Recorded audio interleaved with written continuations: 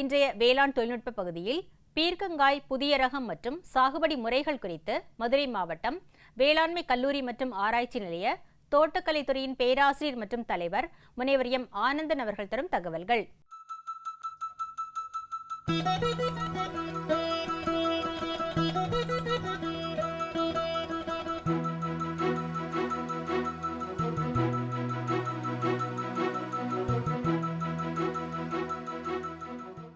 இந்த தோட்டக்கலைத்துறையானது 1966ஆம் ஆண்டு மதுரை வேளாண்மை கல்லூரியில் ஆரம்பிக்கப்பட்டது.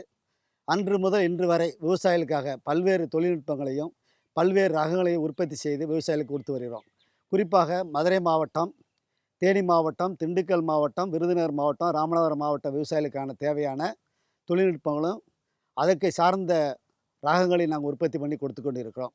விவசாயிகள் ஒரு ரகத்தை போடும்போது அதுக்குள்ளே என்னென்ன பிரச்சனை வருது, அதுக்காக நம்ம என்ன பண்ணுறது, அப்படி பல்நோக்கு திட்டங்களை தீட்டி அதுக்கான ஆராய்ச்சிகளை நாங்கள் கொடுத்துட்ருக்குறோம்.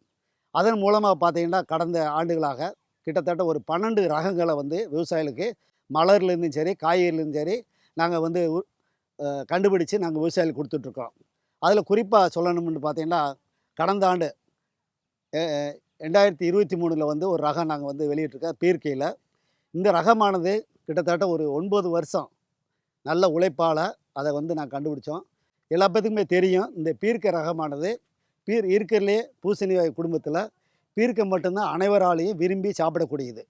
காரணம் பார்த்திங்கன்னா அதனுடைய சுவை, அதனுடைய தன்மை எல்லாத்துக்குமே பிடிக்கும். அதனால தான் நாங்கள் அதனுடைய ஆராய்ச்சியில் ஈடுபட்டோம்.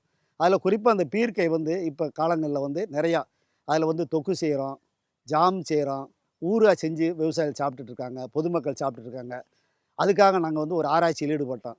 அப்போ ஆராய்ச்சியில் ஈடுபடும் போதே இந்த விவசாயிகள் சாகுபடி செய்யல என்னென்ன பிரச்சனைகள் பார்க்குறாங்க, இல்லை நுகர்வோர்களுக்கு என்ன பிரச்சனைகள் அப்படின்னு பார்க்கும்போது நுகர்வோர்களுக்கு ஒரு சின்ன பிரச்சனை இருக்குது. இப்போ பார்த்தீங்கன்னா குடும்பங்கள்லாம் எல்லாமே தனி குடித்தமாகிடுச்சு. அப்போ நீளமான காயை வாங்க முடியாது, பெரிய காயை வாங்க முடியாது, எடை அதிகமான காயை வாங்கி வெட்டிட்டு ஃப்ரிட்ஜில் வைக்க முடியாது. அப்போ அதுக்காக அது பிரச்சனை வந்ததுனால நாங்கள் என்ன பண்ணோம், காய் குட்டையாக இருக்கணும். அதே சமயத்தில் அந்த தனி குடித்தனத்துக்கு அந்த குடும்பத்துக்கு வெட்டினாங்கன்னா ஒரு நேரம் சாம்பாருக்கோ ஒரு நேரம் பொரியலுக்கே ஆகுற மாதிரி நாங்கள் ஆராய்ச்சி கண்டுபிடிச்சோம். அப்படி கண்டுபிடிச்சதில் தான் நாம் 2023 மதுரை 1 என்ற பீர்க்கை ரகத்தை வெளியிட்டிருக்கோம். இப்போ அந்த நீங்கள் பார்த்துட்டு இருக்க அந்த பீர்க்கை 1ன்ற ரகம் தான் பார்த்துட்ருக்கீங்க. இந்த ரகம் பார்த்தா தெரியும் உங்களுக்கு. இது நாங்கள் ஒட்டு கலப்பினத்துலேருந்து தேர்வு செஞ்சோம். இந்த ஒட்டு பெரிய ஓட்டையும் நம்ம விருதுநகர் லோக்கல்லேருந்து ஆராய்ச்சி பண்ணி அதனுடைய கலப்பின ரகத்துலேருந்து நம்ம எடுத்துருக்குறோம். இது பார்த்திங்கன்னா நட்ட கொஞ்ச நாள்லேயே கிட்டத்தட்ட 24, 25 நாளே பூ பூக்க ஆரம்பிச்சிடும். நிறைய பெண் பூக்களை கொடுக்கும். இந்த பெண் பூக்கள் நிறைய காயை கொடுக்கும். அப்போ ஒரு செடிக்கு பார்த்திங்கன்னா கிட்டத்தட்ட 24 காய்கள் ஒரு கொடிக்கு நம்மளுக்கு கிடைக்கும். நல்ல ஒரு சன்னமாகத்தே இருக்கும் காய். ஆனால் இதில் பார்த்தீங்கன்னா கிட்டத்தட்ட இந்த காயினுடைய தன்மை தரம் எல்லாமே பார்த்தீங்கன்னா கிட்டத்தட்ட வீரிய ஒட்டு காய்கறிகள் மார்க்கெட்டில் கிடைக்கிற அளவுக்கே இருக்கும் அதனுடைய தன்மை எல்லாம். அதே மாதிரி பார்த்தீங்கன்னா காயினுடைய சராசரி எடை ஒரு 250லேருந்து 300 கிராம் எடையாக இருக்கும். அப்போ ஒரு நேரம் பொரியலுக்கோ ஒரு நேரம் சாம்பாருக்கோ ஒரு வீட்டில் வாங்கி போய் வச்சு பயன்படுத்த முடியும். அதனால் நல்ல மகசூல் கிடைக்கக்கூடியது. அதுபோக பார்த்திங்கன்னா ஒரு நல்ல சாகுபடி செஞ்சு நம்ம சொல்லக்கூடிய உர அளவு மருந்து எல்லாம் பண்ணினோம்னா ஹெக்டருக்கு ஒரு ஹெக்டர்லேருந்து கிட்டத்தட்ட 19 டன்னு மகசூல் கிடைக்கும். அப்போ 19 டன்னு மகசூல் நம்மளுக்கு கிடைக்குதுன்னு பார்த்திங்கன்னா கிட்டத்தட்ட ஒரு ஹெக்டருக்கு இன்றைக்கி விலையில் 10 ரூபா ஒரு கிலோவுக்கு போட்டால் கூட கிட்டத்தட்ட நம்மளுக்கு 1,80,000 ரூபாய்க்கு நம்மளுக்கு இதனுடைய ஒரு ஹெக்டர் நிலத்துலேருந்து நம்மளுக்கு மகசூலாக கிடைக்கக்கூடிய காயை விட்டுறா கிடைக்கக்கூடியது 1,80,000 ரூபா. ஆனால் செலவுன்னு பார்த்தீங்கன்னா 70லேருந்து ஒரு 80,000 ரூபா தான் செலவு வருது. அப்போ மீதி நம்மளுக்கு கிட்டத்தட்ட பார்த்தீங்கன்னா 1,10,000 ரூபா நம்மளுக்கு கையிருப்பு இருக்குது. அதுவும் குறைந்த நாள் தான். கிட்டத்தட்ட பார்த்தீங்கன்னா இதை சாகுபடி செய்ய விதை ஊண்டுலேருந்து நம்மளுக்கு பருவம் எல்லாம் முடிக்கிறது பார்த்தீங்கன்னா கிட்டத்தட்ட 130 நாளில் முடிஞ்சிடும். கிட்டத்தட்ட 45 நாள்லேருந்து அறுவடை வரும். அதுக்கடுத்து தொடர்ச்சியாக ஒரு 5லேருந்து ஒரு 7 அறுவடை செஞ்சிட்டோம்னா நம்மளுக்கு 130 நாள் முடிஞ்சிடும். ஒரு வருஷத்தில் ஒரு கிட்டத்தட்ட 130 நாளே ஒரு பருவம் முடிஞ்சிடும். அப்போ நம்ம வருஷத்துக்கு பார்த்தீங்கன்னா கிட்டத்தட்ட 2 கிராப்பு போடலாம். 2 கிராப்பு போடும்போதே அப்போது ஒரு ஹெக்டர் நிலத்துக்கு பார்த்தீங்கன்னா கிட்டத்தட்ட நம்மளுக்கு கிட்டத்தட்ட 4 லட்சம் ரூபாய்க்கு நம்மளுக்கு ஒரு வரவு வருகிறது. அதில் செலவு பார்த்தா அப்படின்னா ஒரு 1,50,000 லட்சம் தான் வருது. அப்போ மீதி 2,50,000 லட்ச ரூபா நம்மளுக்கு இந்த சாகுபடி செய்கிறதுனால பீர்க்க சாகுபடி செய்கிறதுனால நம்மளுக்கு ஒரு விவசாயிக்கு வருமானம் கிடைக்கக்கூடியது. இதில் முக்கியமாக பார்த்தீங்கன்னா நம்மளுக்கு சாகுபடி செய்யக்கூடியதில் நம்ம விவசாயிகளுக்கு இந்த ரகத்தை வந்து எப்படி சாகுபடி செய்யணும்னு சொல்லிக்கிட்டு இருக்கோம்னு பார்த்தீங்கன்னா, நல்ல பருவம் வந்து முக்கியமான பருவம் வந்து மழைக்கால பருவமா இருக்கணும். இல்லைன்னா குளிர்கால பருவமா இருக்கணும். அந்த பருவத்தில வந்து பெண் பூக்கள் வந்து அதிகமா உற்பத்தி செய்யும். நீங்க வெயில் காலத்தில போட்டீங்க அப்படின்னா, அதிகமா வந்து ஆண் பூக்கள் வரும். குறைந்த அளவுக்கு தான் பெண் பூக்கள் வரும். அதனால என்ன பண்ணுது, மழை காலத்திலயோ, இல்ல குளிர் காலத்தில மட்டும் நீங்க வந்து இந்த ரகத்த சாகுபடி செய்யணும். குறிப்பா வந்து ஜூன், ஜூலை மாசத்துலயோ, இல்ல கிட்டத்தட்ட நம்ம வந்து நவம்பர், டிசம்பர் மாசம் வரைக்கும் நம்ம வந்து தொடர்ச்சியா வந்து இத சாகுபடி செய்யலாம். அப்படி சாகுபடி செய்யும்போது நம்ம மண்ணு பார்த்தீங்கன்னா, செம்மண் பூமியா இருக்கணும். நல்ல சலசலன்னு இருக்கணும். தண்ணி தேங்காத பூமியா தேர்வு செஞ்சுட்டு, அதில வாய்க்கா எடுத்துட்டு, வாய்க்கா வந்து எதுக்கு சாகுபடி செய்யணும்னா, அதுக்கு முன்னாடி பார்த்தீங்கன்னா, எப்பயுமே பீருக்கு, கொடி வகை காய்கறிகளுக்கெல்லாம் பந்தல் வந்து மிக மிக முக்கியமானது. இல்ல அப்படின்னா பந்தல் வந்து கல்லு பந்தல் போடலாம். இல்ல மூங்கில் பந்தல் போடலாம். இல்ல வந்து குச்சிய வச்சு நம்ம எது வேணாலும் பயன்படுத்திக்கலாம். அப்ப பந்தல் வந்து மிக மிக முக்கியமானது.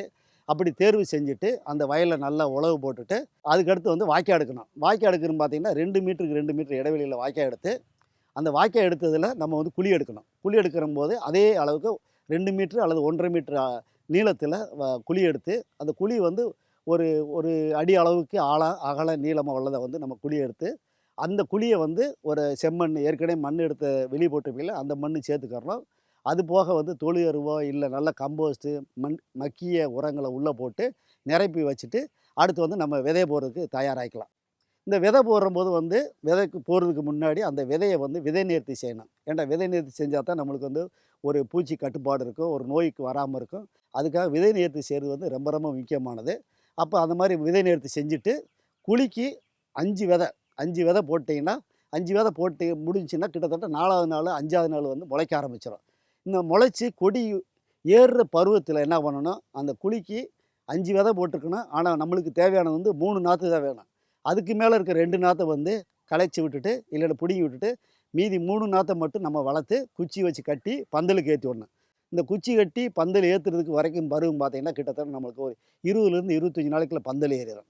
ஆனா, அந்த நடவு செஞ்சு விதை ஊண்டுன வளர்ச்சி வருது பார்த்தீங்களா? வளர்ச்சி வந்த 15 நாள்லேருந்து 20 நாளைக்குள்ள ஒரு எத்திரல்ன்ற ஒரு மருந்து இருக்குங்க. இந்த எத்திரல்ன்றது இது வந்து வளர்ச்சி ஊக்கி, அது இந்த கொடி வகை காய்கறிகள வந்து பெண் பூக்கள வந்து அதிகமா உற்பத்தி செய்யக்கூடிய ஒரு தொழில்நுட்பத்த கொண்டது வந்து அந்த எத்திரல்ன்ற ஒரு வளர்ச்சி ஊக்கி.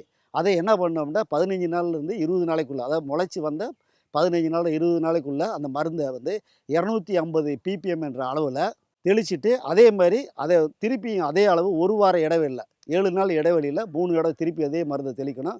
அப்படி தெளிச்சுட்டீங்கன்னா, நம்மளுக்கு வந்து பெண் பூக்கள் நிறையா வரும். பெண் பூக்கள் நிறையா வந்துச்சுனாவே மகசூல் வந்து அதிகமா இருக்கும். இந்த மாரி செய்றது ரொம்ப ரொம்ப முக்கியமான இந்ததுன்னு இல்ல, எந்த வகையான இந்த பூசணி வகை குடும்பத்தில எல்லாத்துக்குமே பெண் பூக்களை உற்பத்தி பண்ணுறதுக்கு வந்து இந்த எத்திரல்ன்ற வளர்ச்சி ஊக்கிய கிட்டத்தட்ட வந்து 250 பிபிஎம் அளவுல நீங்க அந்த பருவத்தில ஊட்டிட்டீங்கன்னா, அது நிறையா பெண் பூக்கள வந்து உற்பத்தி செய்யும். அதனால வந்து நம்மளுக்கு மகசூல் அதிகமா வரும். இப்ப அந்த மாரி வந்து கொடி ஏறிடுச்சுன்னு வச்சுக்கங்களேன், கொடிய மட்டும் நம்ம ஒரு குச்சி வச்சு கட்டி பந்தல்ல ஏத்தி விட்டோம்னா நம்மளுக்கு ஓரளவுக்கு வேலை முடிஞ்சிரும்.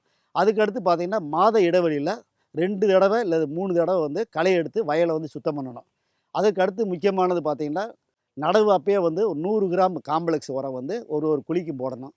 போட்டுட்டோம்னா, அடுத்து வந்து 1 மாசம் இதில ஒரு களை எடுக்கிறீங்களா, அந்த களை எடுத்து முடிச்சோனே ஒரு 50 கிராம் அளவுக்கு அதே காம்ப்ளெக்ஸ வந்து ஒவ்வொரு குழிக்கு போட்டு மூடி விட்டுட்டு தண்ணி விட்டுட்டீங்கன்னா போதும். வேற எந்த பராமரிப்புமே கிடையாது. ஆனா முக்கியமா பார்த்தீங்கன்னா, கிட்டத்தட்ட 40, 45 நாள் கழிச்சு நம்மளுக்கு வந்து பூ வர ஆரம்பிச்சுரும். அப்படியே காய் பறிக்க ஆரம்பிச்சலாம்.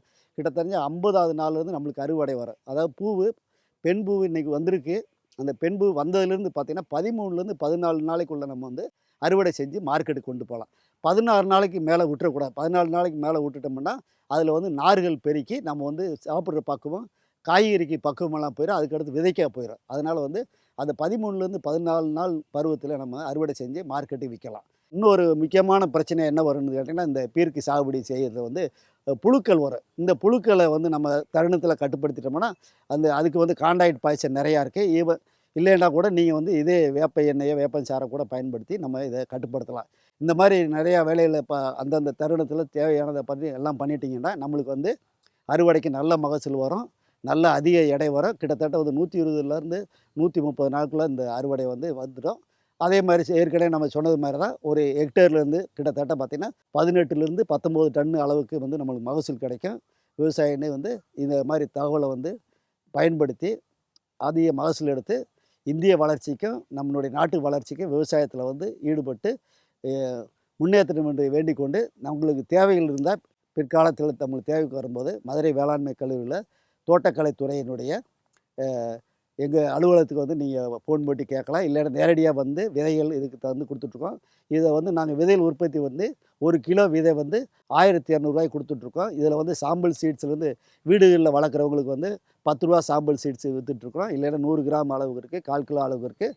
அதனால் வந்து விவசாயிகள் வந்து வரக்கூடிய காலத்தில் எங்களை தொடர்பு கொண்டு உங்களுக்கு தேவையான இந்த பீர்க்கு விதையை வந்து வாங்கி வளர்த்து உங்களுடைய தேவைகளும் பூர்த்தி செஞ்சு மக்களுக்கும் செஞ்சு வெளிநாட்டுக்கு ஏற்றுமதி செஞ்சு நீண்ட ஆயுள் பெற்று விவசாயிகள் நீண்டோடி வாழ வேண்டி விடைபெற்று நன்றி, வணக்கம். மேலும் விவரங்கள் பெற முனைவர் எம் ஆனந்தன் அவர்களை 07598036802 என்ற கைபேசி எண்ணில் தொடர்பு கொள்ளலாம்.